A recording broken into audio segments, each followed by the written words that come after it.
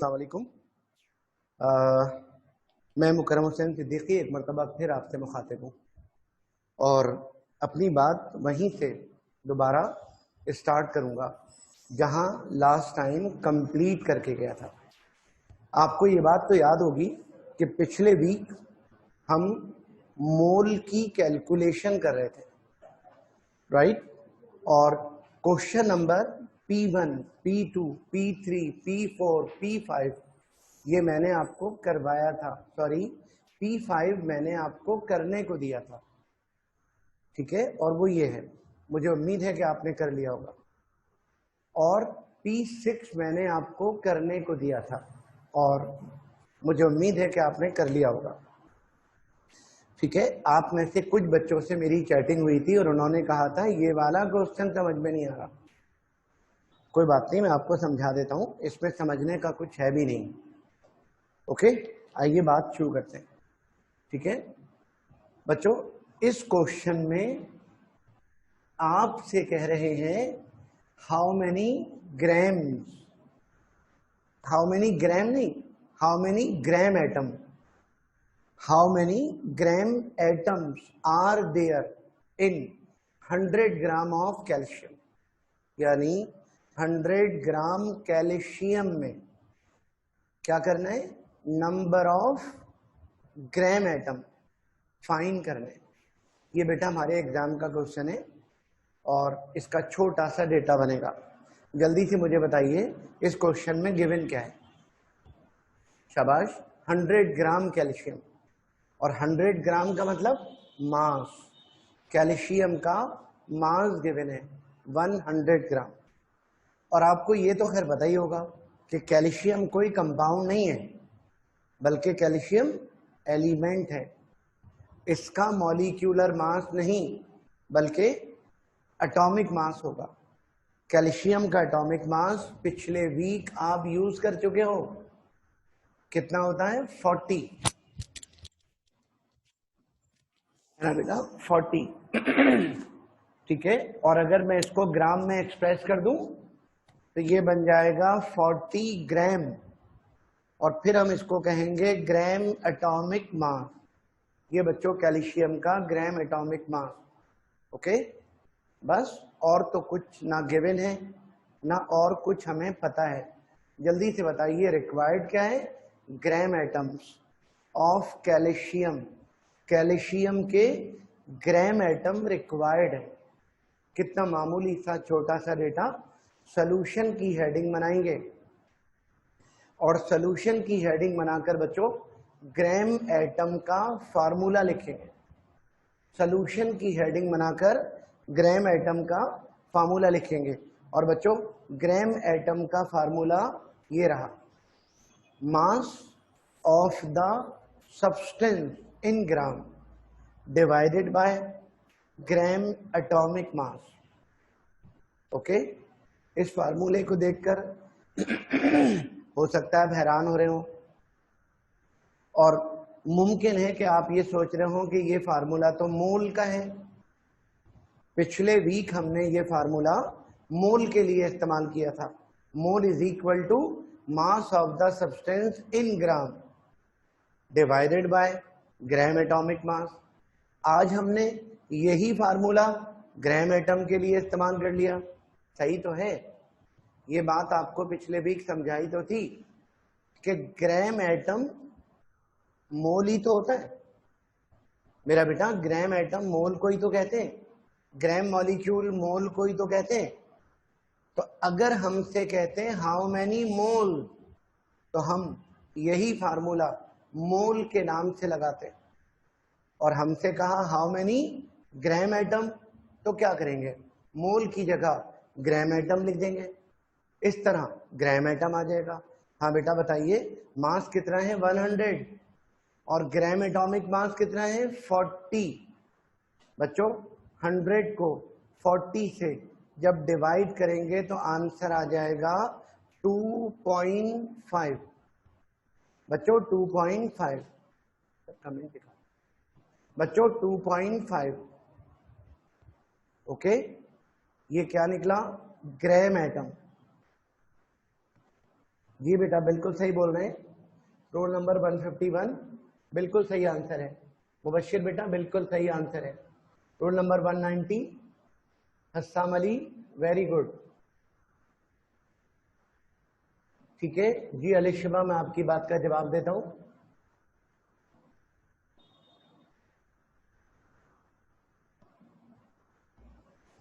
Very good. Roll number 370 good. Mubashir, मैं जवाब देता हूं आपकी बात का। ठीक है, अच्छा आप ये कह रहे हैं इसका यूनिट क्या होगा, मुझे आप ये बताइए ये है क्या? Gram atom. और ग्राम एटम क्या होता है? Atomic mass expressed in gram. Atomic मास को जब हम ग्राम में एक्सप्रेस कर देते हैं तो इसको कहते हैं ग्राम एटम या ग्राम एटॉमिक मास। ग्राम एटम और ग्राम एटॉमिक मास। तो बच्चों यूनिट आगे इसकी जी लगा दीजिएगा, जी मतलब ग्राम। ठीक है, ठीक है बेटा। अच्छा अब मेरी जल्दी से अगली बात सुने, अब मेरी जल्दी से अगली बात सुनिए। इन क्वेश्चन की ये इस काबिल नहीं है कि हम आज इस वीक भी इसी को कंटिन्यू रखें, बस बेटा इसकी प्रैक्टिस कीजिएगा। ठीक है, आगे जाकर ये हमारे काम आने हैं, इनकी प्रैक्टिस कर लीजिएगा। आज मैं आपसे कुछ नई बात करूंगा और बच्चों नई बात ये रही। ठीक है, जरा मुझे क्वेश्चन पढ़ के सुनाइए। Define exponential notation. Define exponential notation. और आगे क्या लिखा हुआ है? Define exponential, define exponential. जी बेटा ये पेपर का ही क्वेश्चन है, ये पेपर का ही क्वेश्चन है। ठीक है,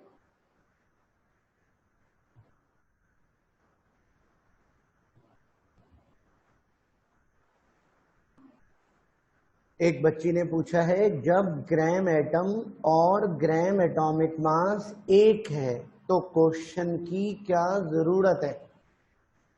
बच्चों देखिए क्वेश्चन की जरूरत तो है ना, उसी से तो पता चलेगा कि आपसे पूछ क्या रहे हैं। आपसे पूछ रहे हैं हाउ मेनी ग्राम एटम, और हो सकता है आपसे कहते हैं हाउ मेनी ग्राम एटॉमिक मास, तो क्वेश्चन की जरूरत तो है। ठीक है, बहरहाल एग्जाम में कभी कभी एक मामूली सी बात इस तरह से भी पूछते हैं कि जो सीधा सीधा करके पूछे तो हम ऐसे ही समझ जाएंगे, कभी कभी उस बात को थोड़ा घुमा फिरा कर भी पूछा जाता है। खैर आगे बढ़ते हैं, अब आप मेरी चंद बातों के जवाब दें। बच्चों क्वेश्चन जरूर लिखिएगा अपनी कॉपी पर, ठीक है, और जो मैं आपसे कहता जाऊं मेरी बात को गौर से सुनना है। देखिए आपसे कह रहे हैं कि explain exponential notation, define exponential notation, support your answer with suitable example. यानी एक्सपोनेंशियल नोटेशन को डिफाइन करना है और उसकी मुनासिब सी एग्जाम्पल देनी है, सूटेबल एग्जाम्पल देनी है। अब मेरी बात गौर से सुनिएगा, ठीक है, सुने बच्चों। देखो मैथमेटिक्स में, केमिस्ट्री में, फिजिक्स में बहुत बड़ी बड़ी वैल्यूज भी होती हैं, अभी दिखाता हूं आपको।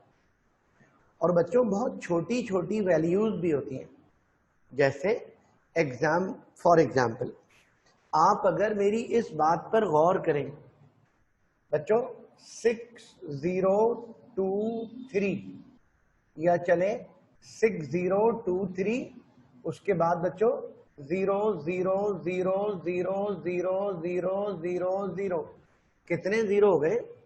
1 2 3 4 5 6 7 8 9 10 11 12 13 14 15 16 17 18 19 20। बच्चों 6023 के बाद 20 जीरो हैं, ठीक है, मजाक बनाने की जरूरत नहीं है। एवोगैड्रोज नंबर है ये, एवोगैड्रोज नंबर की एक्चुअल फिगर है। इतनी बड़ी बड़ी वैल्यूज, और आपको ये तो पता होगा बच्चों, 50 का मतलब 1 लाख, 60 का मतलब 10 लाख, 70 1 करोड़, 80 10 करोड़, 90 1 अरब, 10 10 अरब, और अगर 11 जीरो हो तो 1 खरब, और अगर 12 जीरो हो तो 10 खरब। 12 जीरो में 10 खरब तक पहुंच गए।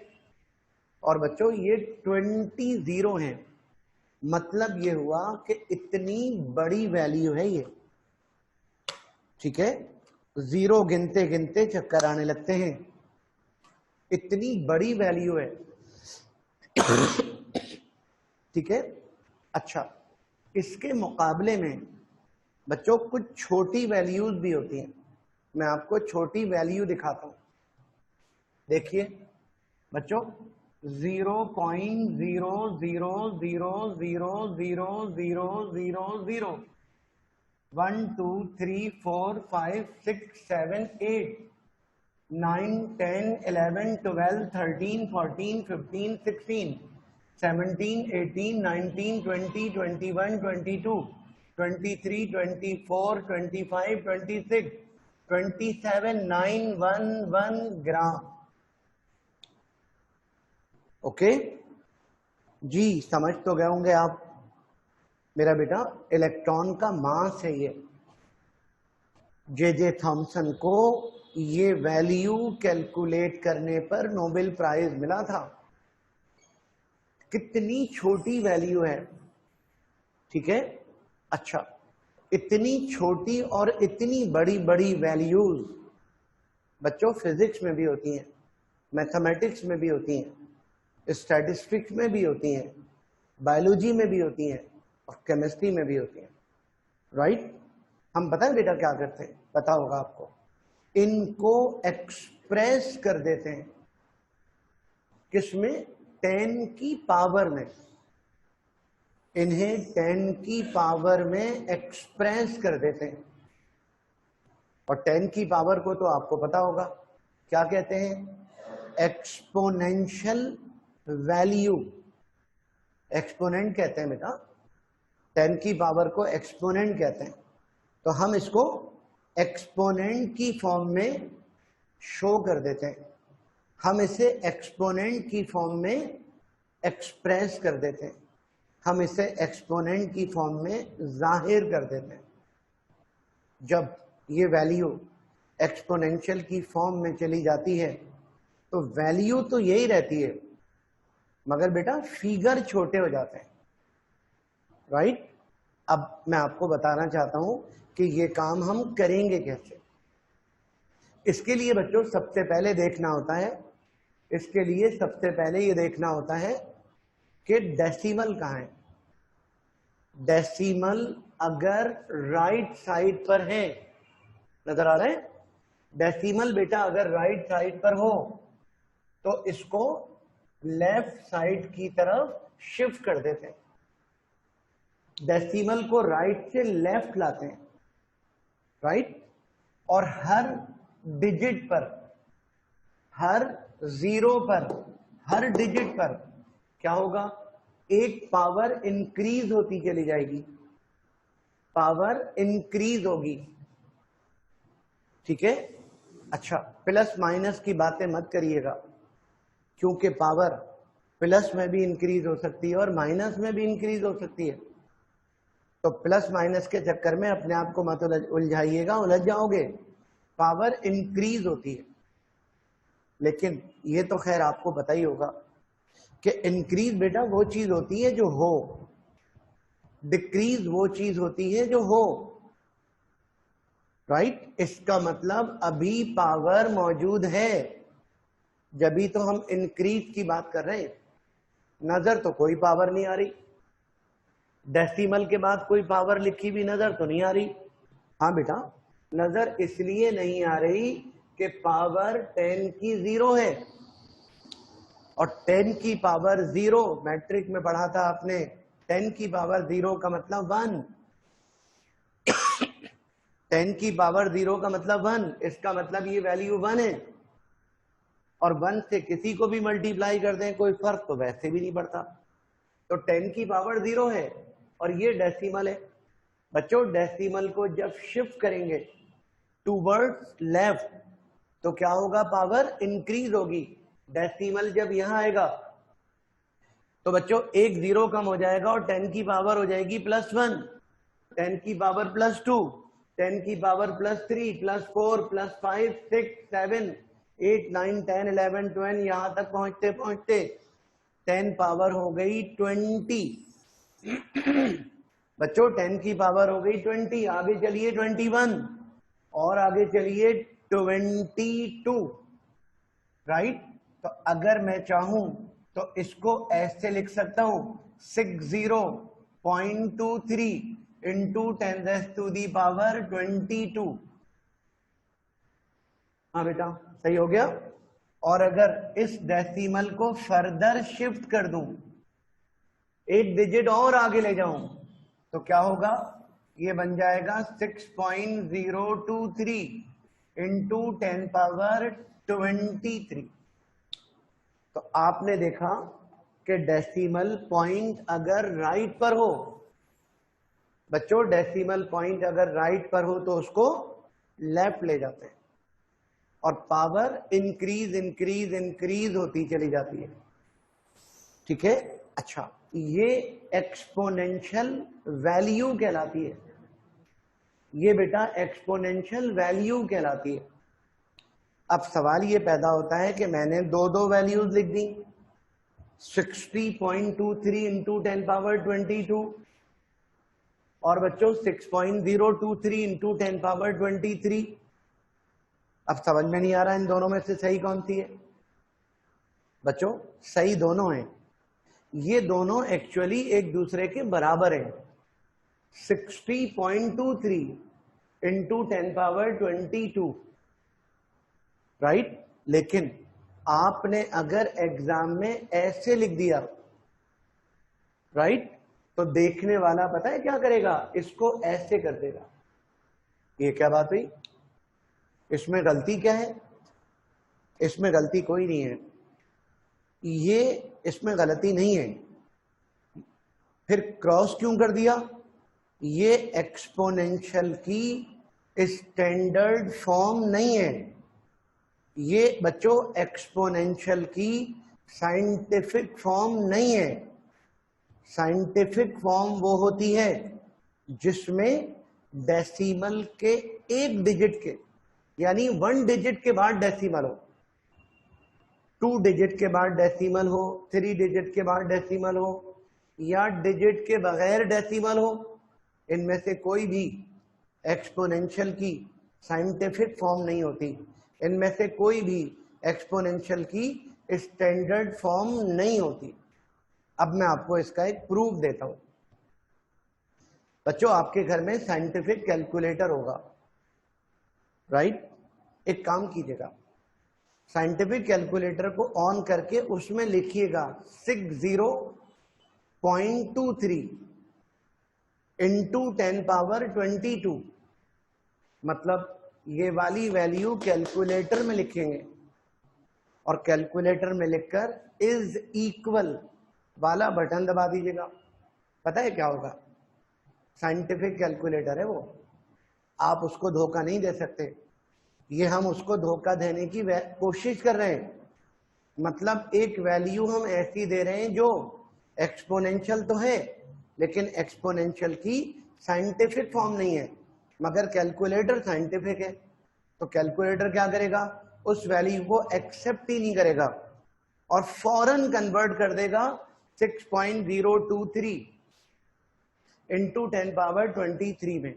तो आप ये काम अपने कैलकुलेटर से करके देखिएगा, कैलकुलेटर को रॉन्ग फॉर्मेशन दीजिएगा। कैलकुलेटर अगर साइंटिफिक है तो खुद ही सही कर देगा उसको। तो एक्सपोनेंशियल को यानी 1 डिजिट के बाद डेसिमल लिखते हैं, ये एक्सपोनेंशियल की साइंटिफिक फॉर्म कहलाती है। ओके, अच्छा अब बेटा जरा इस पर बात करो, बताइए यहां डेसिमल है, डेसिमल के बाद बच्चों ये डेसिमल है और डेसिमल के बाद 27 जीरो है। यहां डेसिमल राइट पर था तो मैं लेफ्ट पर ले गया, यहां डेसिमल लेफ्ट साइड पर है बच्चों, मैं इसको राइट की तरफ ले जाऊंगा, क्या होगा, उल्टा होगा। यानी हर डिजिट पर एक पावर कम हो जाएगी, मगर पावर कम जब होगी जब पावर होगी। लिखा हुआ तो कुछ भी नहीं है, हाँ बेटा लिखा हुआ नहीं है, मगर 10 पावर 0 है, 10 की पावर बच्चों 0 है।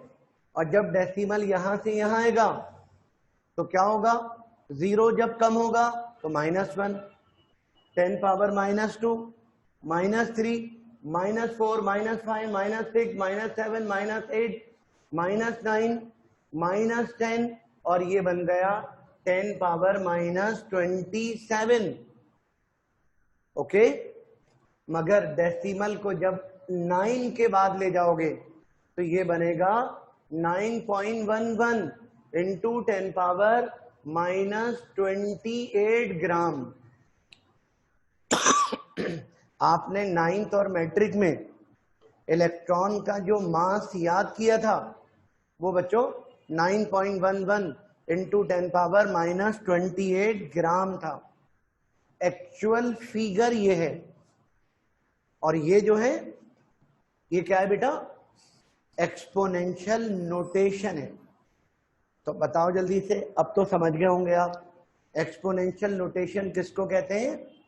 The writing a value in term of exponent, किसी भी वैल्यू को एक्सपोनेंट की फॉर्म में लिखना क्या कहलाता है, एक्सपोनेंशियल नोटेशन कहलाता है। अब बेटा मैं आपको प्रॉपर डेफिनेशन दिखाता हूं, ठीक है, जरा मेरी बात सुनिएगा, फिर मैं आपकी चैटिंग स्टार्ट करूंगा, मेरी बात सुने।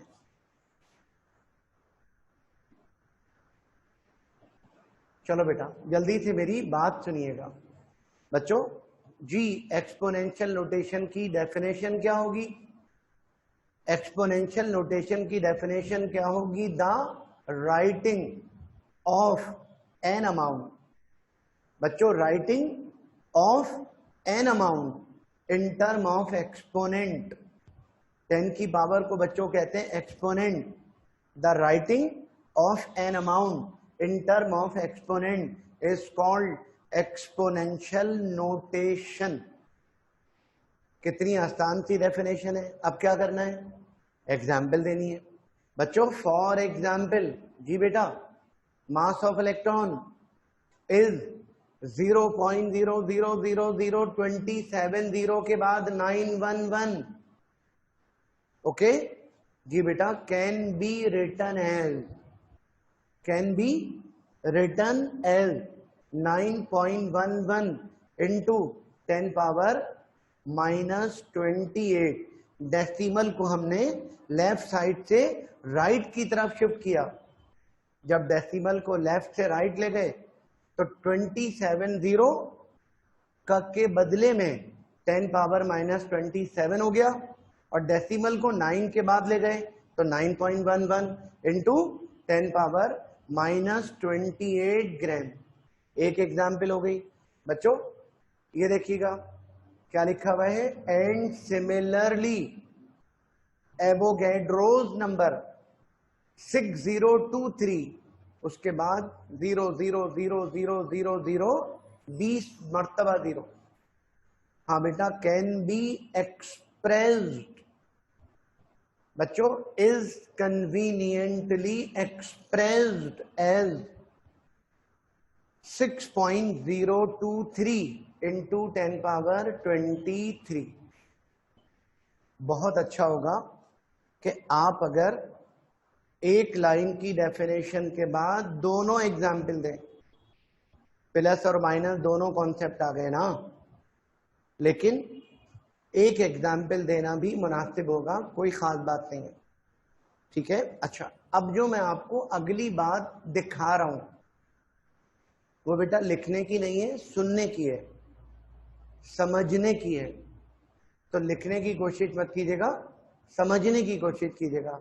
जी बेटा, बच्चों, the standard method of expressing numbers in significant in scientific notation is with one digit to the left of the decimal point। यानी एक्सपोनेंशियल को लिखने का जो साइंटिफिक मेथड है वो बच्चों ये है। आप देखें 3.28 इंटू 10 पावर 5, ओके, ये स्टैंडर्ड नोटेशन है, ये स्टैंडर्ड मेथड है। लेकिन अगर 3 के बाद जो पॉइंट है, अगर मैं उसको 2 के बाद ले जाऊं, तो अगर डेसिमल को लेफ्ट से राइट ले जाएंगे तो पावर क्या होती है बच्चों? लेफ्ट से राइट ले जाते हैं तो पावर डिक्रीज होती है। तो 10 पावर 5 था, 10 पावर 4 हो गया, है दोनों बराबर। 3.28 इंटू 10 पावर 5 और बच्चों 32.8 इंटू 10 पावर 4, ये बच्चों दोनों बराबर है, दोनों इक्वल है, ओके। लेकिन आपने अगर सेकंड वाले तरीके से लिख दिया तो अंजाम इसका ये होना है, हर कोई इसको देखते ही काट देगा। गलत नहीं है, बराबर है दोनों। फिर क्यों काट रहे हैं? एक्सपोनेंशियल की साइंटिफिक फॉर्म नहीं है, तो एक्सपोनेंशियल को जब भी लिखेंगे साइंटिफिक फॉर्म में लिखेंगे। और मेरा आपको मशवरा है, अपने साइंटिफिक कैलकुलेटर में 32.8 इंटू 10 पावर 4 लिख कर देखिएगा। जैसे ही इक्वल वाला बटन दबाओगे फौरन वो खुद ही 3.28 इंटू 10 पावर 5 में कन्वर्ट हो जाएगा, ठीक है। तो बताइए बेटा, ये लिखना नहीं है, एग्जाम में इसकी नीड नहीं है। एग्जाम में नीड किसकी है? सिर्फ डेफिनेशन और एग्जाम्पल। एक एग्जाम्पल से भी काम चल सकता है, 2 लिखते हैं तो ज्यादा अच्छा है, जितना गुड़ डालते हैं उतना मीठा होता है, ओके, सही है। चलें आगे बढ़ते हैं। जी बेटा, कोई बात अगर कोई बात दिमाग में आ रही है तो कर लीजिए, मैं आपकी बात का जवाब दे देता हूं पहले।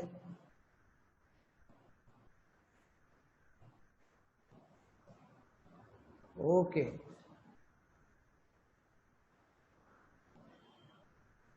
जी बेटा बताता हूं मैं, नोटेशन का क्या मतलब है, मैं जवाब देता हूं। इलेक्ट्रॉन में कितने जीरो हैं? जी बेटा, चलें मैं आपकी बात का जवाब देता हूं। पहले मेरी बात सुने बच्चों। नोटेशन, सर हटाइएगा बच्चों। नोटेशन का मतलब होता है, नोटेशन का मतलब होता है प्रेजेंटेशन। बच्चों, नोटेशन का मतलब होता है एक्सप्रेशन, मतलब एक्सप्रेस करना, मतलब जाहिर करना, ठीक है। एक्सपोनेंशियल नोटेशन 10 की पावर में शो करना, 10 की पावर को कहते हैं एक्सपोनेंट, राइट। और 10 की पावर में लिखना एक्सपोनेंशियल नोटेशन कहलाता है, ओके। अच्छा, तो नोटेशन का मतलब प्रेजेंट करना। अच्छा, एक बच्चे ने पूछा है कि इलेक्ट्रॉन के मास में कितने जीरो हैं? 27 जीरो है बेटा। एक जीरो ये वाला, और इसके बाद डेसिमल, और डेसिमल के बाद 27 जीरो है, ओके। अच्छा, एक और क्वेश्चन आया है, उसका जवाब दे देता हूं। एक और क्वेश्चन आया है, उसका जवाब देता हूं। मेरी बात गौर से सुनिएगा। अभी बच्चों थोड़ी देर पहले मैंने आपसे कहा कि आप अपने कैलकुलेटर में 32.8 इंटू 10⁴ लिख दीजिएगा। ठीक है, अभी अभी मैंने आपसे कहा था। तो जैसे ही 32.8 इंटू 10⁴ लिखकर इक्वल का साइन प्रेस करेंगे तो आंसर आ जाएगा 3.28 इंटू 10⁵। मैंने ये कहा था, मगर एक बच्चे का आंसर कुछ और आया है। आप में से एक बच्चे ने, बेचारे ने ऐसा किया, ठीक है, एक बच्चे ने ऐसा किया जब, तो आंसर बेटा उस बच्चे का आ रहा है 328,000। ठीक है, अच्छा ये आंसर आ रहा है मेरा बेटा। ये और ये तीनों इक्वल है। अगर किसी बच्चे का ये वाला आंसर आ रहा है, इसका मतलब ये हुआ कि उस बच्चे का कैलकुलेटर नॉर्मल मोड में गया हुआ है। मूड नहीं, मोड। आपका कैलकुलेटर नॉर्मल मोड में कन्वर्ट हुआ है। आप अपने कैलकुलेटर को पहले साइंटिफिक मोड में कन्वर्ट कर लो, उसके बाद ये हरकत करोगे तो ऐसा नहीं होगा। साइंटिफिक मोड में कन्वर्ट करना ये मैं आपको समझाऊंगा। आप बस अपने हाथ में अपना कैलकुलेटर लेके बैठिएगा। ठीक है बेटा, सही है।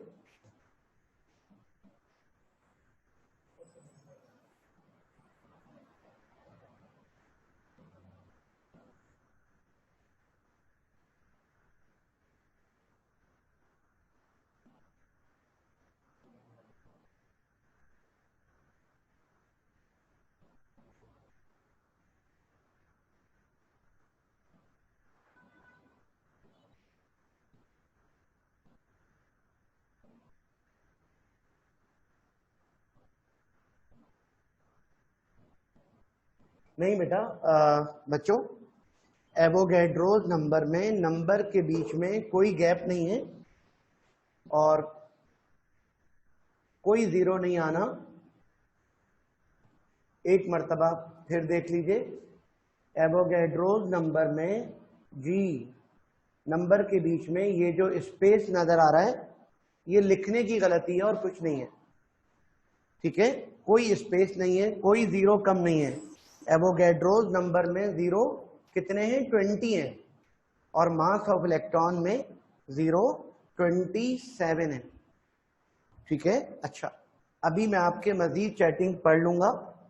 कोई बात अगर रह गई है तो मैं आपको क्लियर कर दूंगा। थोड़ा सा मुझे आगे बढ़ने दें। तो जल्दी से बेटा रिपीट करो कि आपने इस पूरे पेज में से, बात मान लेना बेटा, अपनी मनमानी मत करना, आपने सिर्फ ये वाली डेफिनेशन याद करनी है। ओके, किसी के नोट्स में कुछ भी लिखा हुआ हो, आपने एक लाइन की डेफिनेशन याद करनी है। भले मेरे नोट्स में भी अगर एक लाइन और लिखी भी हो, ठीक है, मेरे नोट्स में भी अगर एक लाइन और लिखी भी हो, कट कर दीजिएगा। आपने सिर्फ टू द पॉइंट ये एक लाइन याद करनी है। और इन दोनों डेफिनेशन, इन दोनों एग्जाम्पल में से कोई एक बस, अगर दोनों एग्जाम्पल हो जाएं तो बहुत अच्छा है, वेल डन होगा। ठीक है, ये बेटा समझने के लिए था, ये याद करने या एग्जाम में लिखने की नीड नहीं है। एग्जाम में लिखने की कोई नीड नहीं है।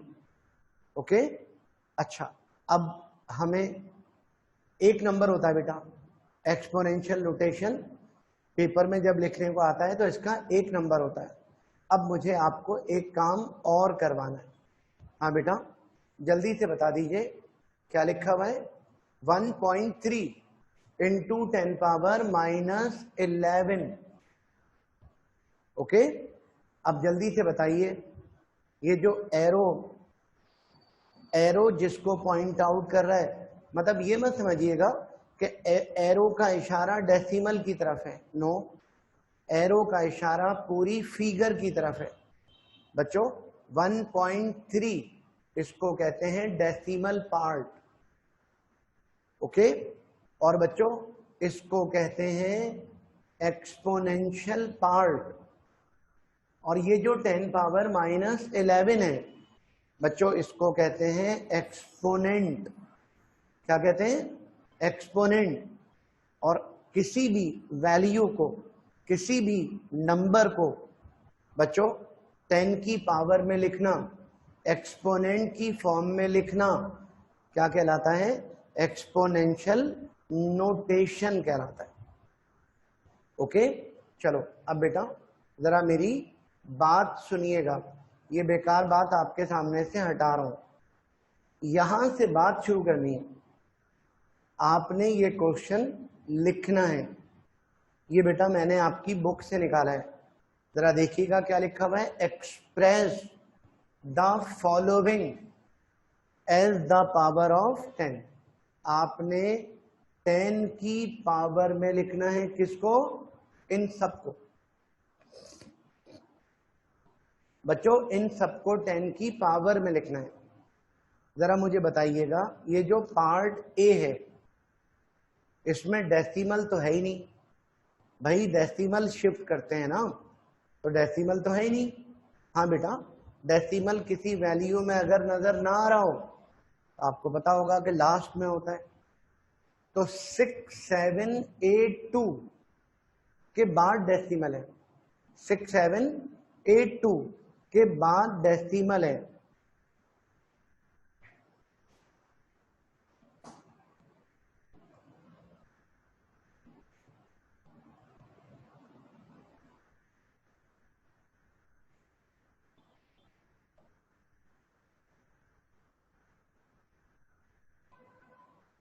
ठीक है बेटा,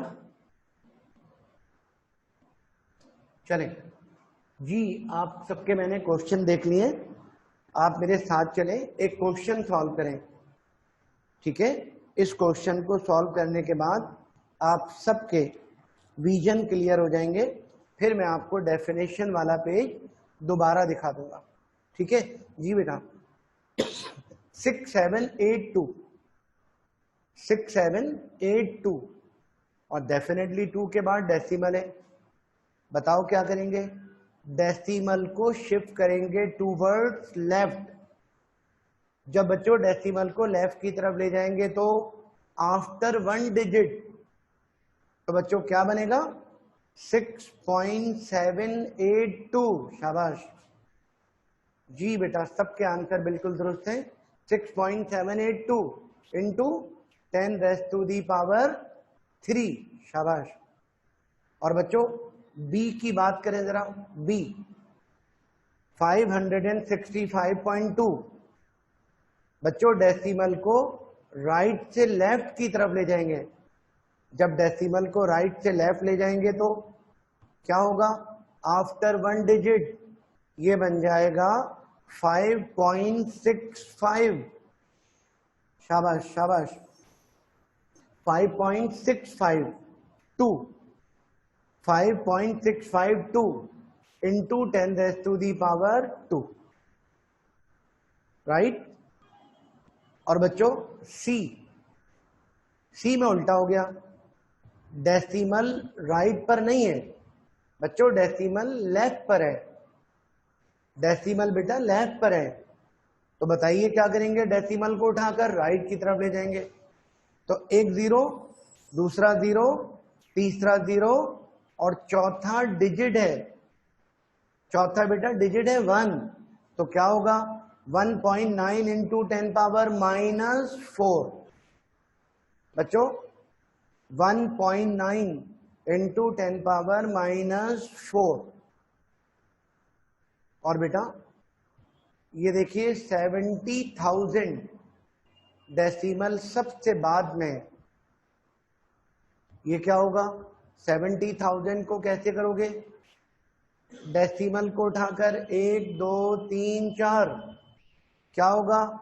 7.0 इंटू 10⁻⁴, 7.0 इंटू 10⁻⁴। और बच्चों पार्ट ई में डेसिमल को लेफ्ट से राइट ले जाएंगे तो देखिए 0 कितने हैं? 6, और एक डिजिट और आगे बढ़ा देंगे तो क्या होगा? 6.7 इंटू 10⁻⁻7। ठीक है बच्चों, इसकी मुझे आपको मजीद प्रैक्टिस करवानी है। आज हम अपनी क्लास को यहीं पर स्टॉप कर रहे हैं, कल इंशाल्लाह यहीं से इसको रीस्टार्ट करूंगा। जब तक आप इसको आप याद करके बैठिएगा। अभी बेटा मैं आपकी चैटिंग पढ़ लूंगा, कोई अगर मुनासिब क्वेश्चन हुआ तो इंशाल्लाह कल मैं आपको उसका जवाब दूंगा। ठीक है, अपना बहुत ख्याल रखिएगा। अल्लाह हाफिज।